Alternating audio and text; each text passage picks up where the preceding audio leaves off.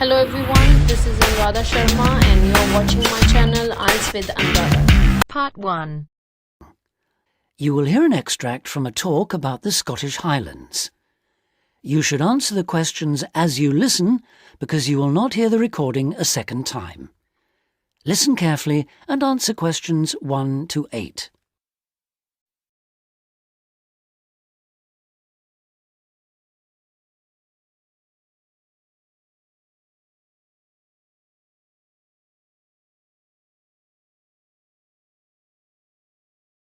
Listen carefully and answer questions 1 to 8. Today I have with me Moira Mackenzie, the author of several books in a well-known series of travel guides, and she'll be talking about what is probably the most fascinating wildlife area in Europe, the Scottish Highlands. Moira. Yes, that's right. And it's a wonderful place to visit with lots to do in an area that makes up over half of Scotland. Including the 790 islands that lie scattered around the coast, it covers 39,000 square kilometres. Getting there is easy. From here in Glasgow, a good starting point is Fort William on the west coast, with regular bus and rail services linking the two. I'd recommend the train, which takes 4 hours to get there.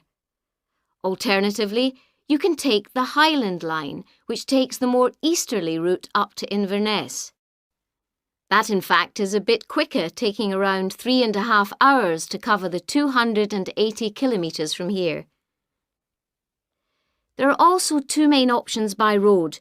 You can take either the A9 up through Stirling and Perth and then on to Inverness, or else on the west there's the A82 which runs up to Fort William and then, if you want, on to Inverness.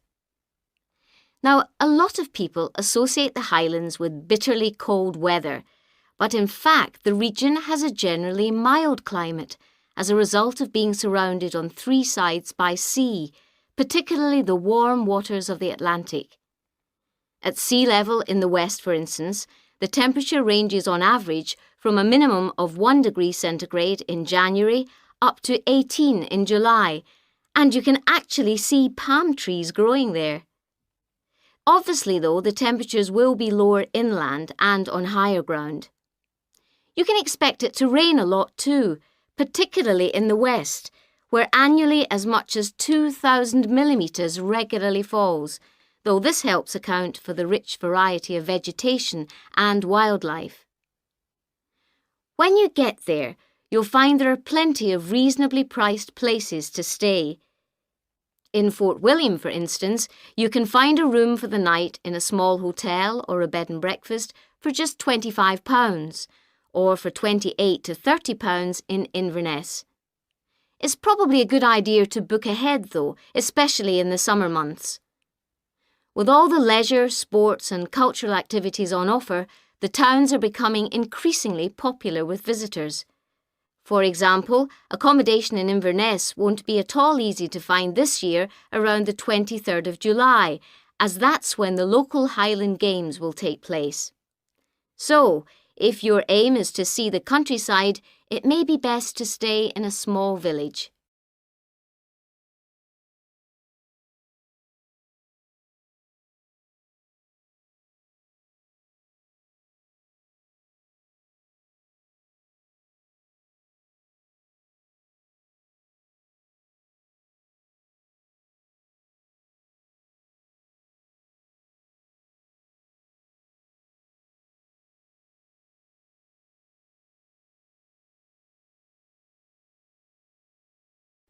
Now listen and answer questions 9 and 10. As I mentioned, there's a huge range of wildlife in the Highlands, but for those visiting the area, there are some basic ground rules that are essential if we are to protect it. Firstly, you should make every effort not to disturb birds and animals, and one way of doing this is to blend in with your surroundings. For instance, by avoiding brightly coloured garments, such as orange anoraks. To see wildlife clearly, it's best to use binoculars, keeping your distance. This is particularly important during the breeding season. Wherever possible, use a hide so that they are less likely to detect your presence. Surprising though it may seem, visitors are advised to use their cars where no purpose-built hides are available, as people are apparently less likely to startle animals if they stay inside their vehicles. You may even find that creatures come up close to where you're parked, in which case, wait until they've gone before you move off. It should really go without saying that it's essential to be as quiet as possible, though sadly some people need reminding of this. Oh, and one other thing. Wild animals and pets don't mix, so please leave your dog at home or at least somewhere he or she can't chase the wildlife or damage their habitat. That is the end of part 1. You now have half a minute to check your answers.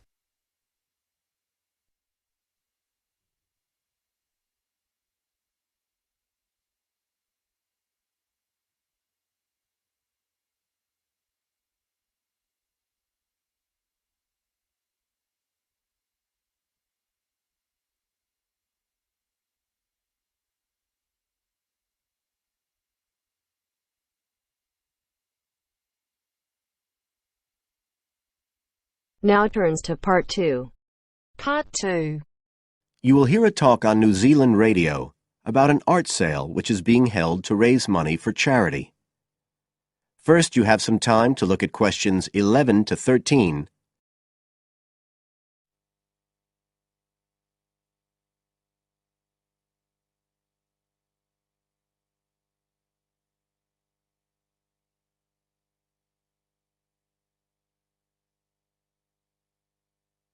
Now listen carefully and answer questions 11 to 13. One of the most anticipated art events in Christchurch is the charity art sale organised this year by Neil Curtis.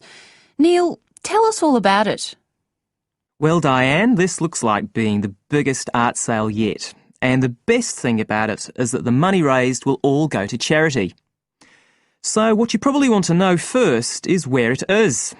Well, the pictures will be on view all this week, most of them at the Star Gallery in the shopping mall. But we have so many pictures this year that we're also showing some in the cafe next door. So do drop in and see them any day between 9 and 5. Now, if you're interested in buying rather than just looking, and we hope a lot of you will be, the actual sale will take place on Thursday evening, with sales starting at 7:30. Refreshments will be available before the sale, starting at 6:30. We've got about 50 works by local artists showing a huge range of styles and media, and in a minute I'll tell you about some of them. You're probably also interested in what's going to happen to your money once you've handed it over. Well, all proceeds will go to support children who are disabled, both here in New Zealand and also in other countries. So you can find an original painting, support local talent, and help these children all at the same time. Before you hear the rest of the talk, you have some time to look at questions 14 to 20.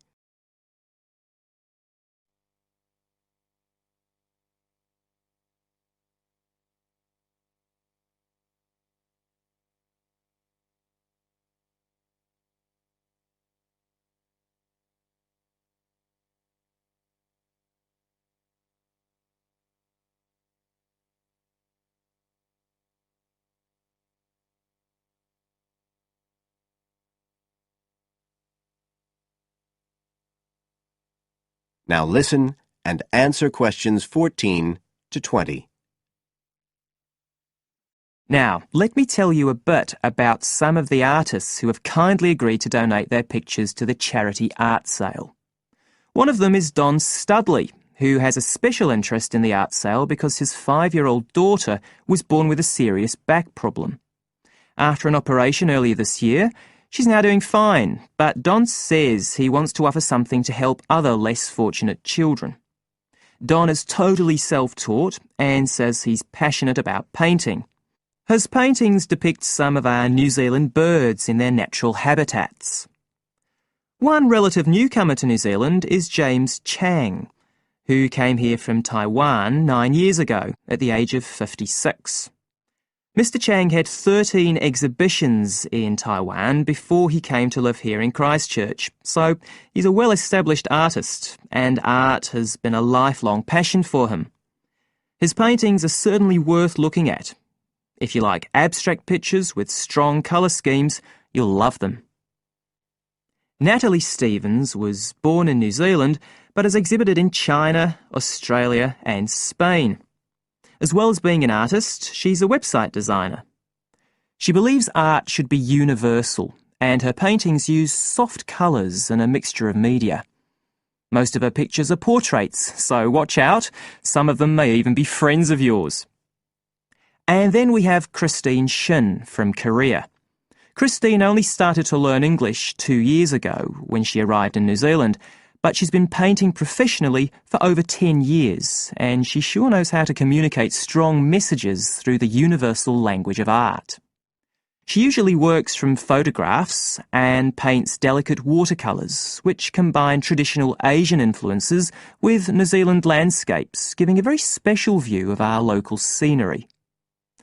Well, that's all I have time to tell you now, but as well as these 4, there are many other artists whose work will be on sale, so do come along on Thursday. We accept cheques, credit cards or cash. And remember, even if you don't buy a picture, you can always make a donation. That is the end of part 2. You now have half a minute to check your answers.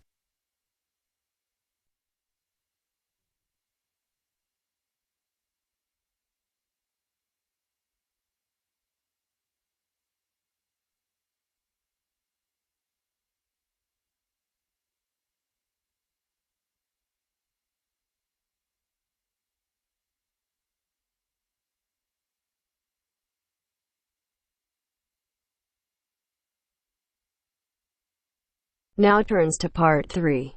Part 3. You are going to listen to a conversation between 2 students talking about a lecture they have just attended. First, look at questions 21 to 24.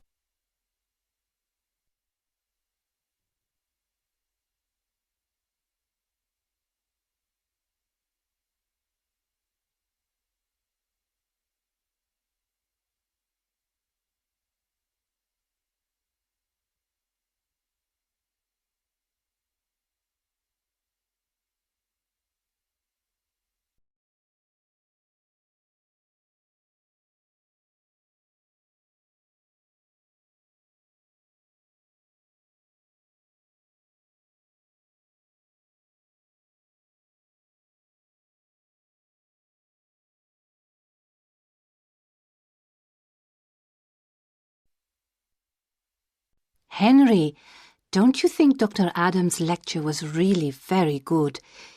He could talk about the telephone directory and make it interesting. All his lectures are like that, Astrid. He's just one of those people. I wish we had him as our tutor. I bet you that he is very demanding, though. Boris is in his tutorial group and agrees that he is a brilliant lecturer, but he puts them under a lot of pressure. But don't you think that's good? Perhaps, but I am glad to have Dr. Adams as a lecturer. He's interesting and rather funny and puts just the right amount of pressure on people. Did you take lots of notes in the lecture? Yes, actually I did. In fact, several pages. I didn't think I had taken so many. I was that busy listening to what was being said that I didn't take many notes. Can I photocopy yours? I don't think that's such a good idea. You won't be able to read my handwriting, and sometimes I write them in English and sometimes in Arabic. Oh, let's have a look.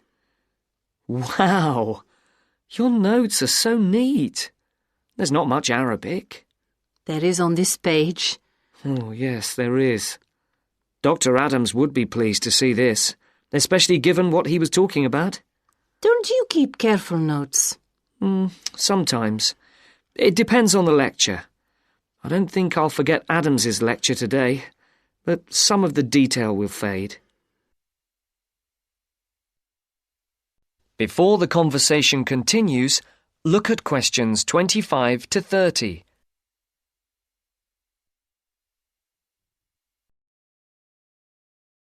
I type up everything afterwards so you can have a copy then and you can fill in anything I have missed. I'm not so good on the broader concepts. I'm better when it comes to detail. Just what Adams was talking about. Well, I am definitely a detail person. I need to have everything written down before I can get the concepts clear in my head. And I am the complete opposite. I find all the detail clutters up my mind and I get very frustrated, which was just what he was on about. He mentioned a book he'd written. He mentioned several. The one on space and the individual? Yes, called My Space. It's on the book list. So it is. I think I'll get that out of the library or get my own copy. Did you get what he said about spatial awareness? I didn't really. Oh, yes, it was fascinating. I can't be as eloquent as Adams was, but I know several people who are frighteningly intelligent, but they have difficulty reading simple directions, even when getting to places that they know very well. I find that difficult to understand. Everyone learns the way to walk to the shops and things like that. You mean just the way people learn spelling?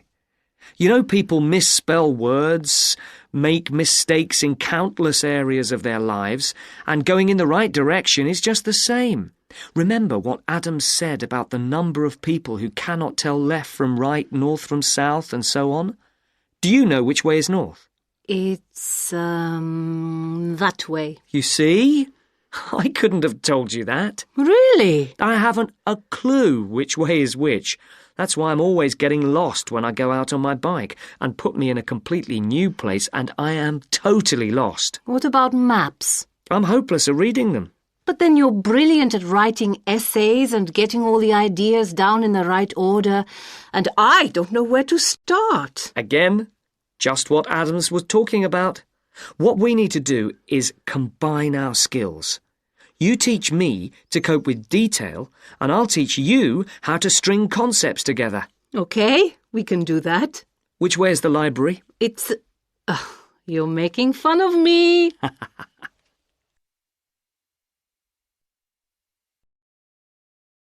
That is the end of part 3. You now have half a minute to check your answers.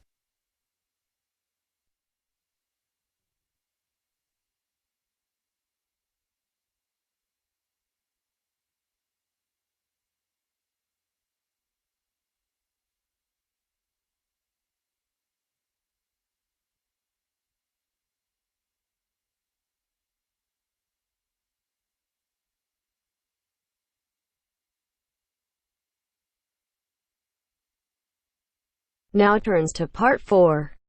Part 4. You are going to hear a talk about the English policeman. As you listen, complete the notes below. First, you have some time to look at questions 31 to 40.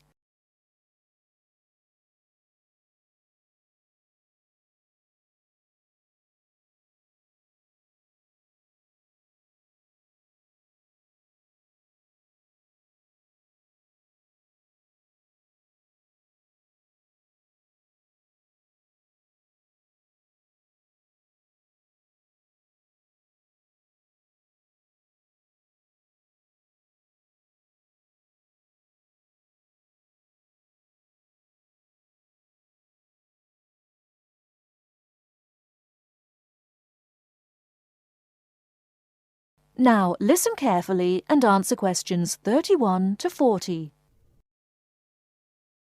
The English policeman has several nicknames, but the most frequently used are Copper and Bobby. The first name comes from the verb to cop, which is also slang, meaning to take or to capture. And the second comes from the first name of Sir Robert Peel, the 19th century politician who was the founder of the police force as we know it today. An early nickname for the policeman was Peeler, but this one has died out.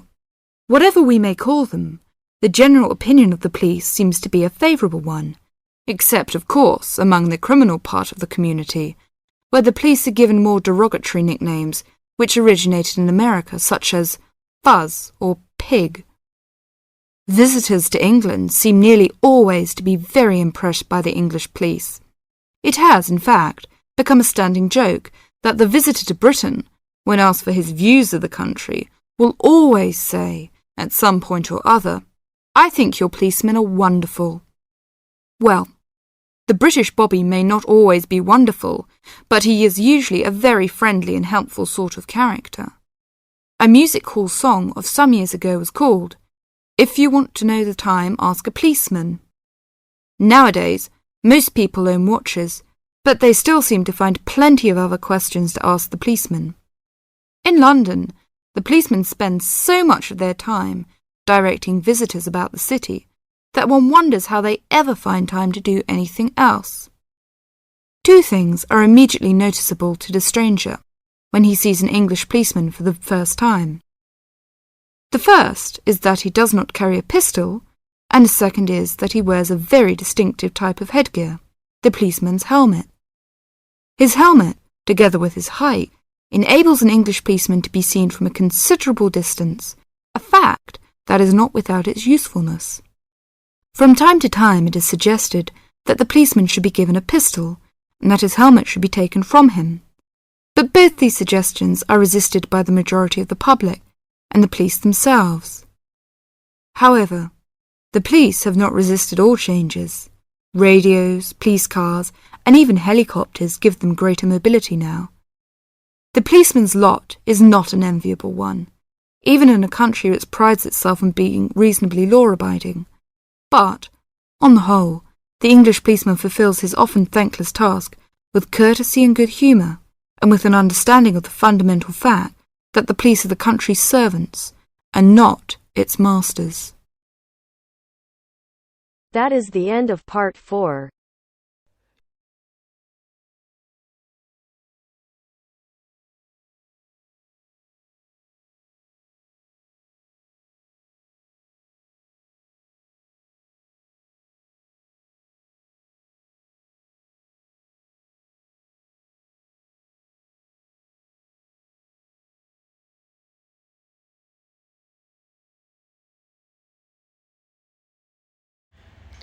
Thank you for watching and stay tuned for more videos.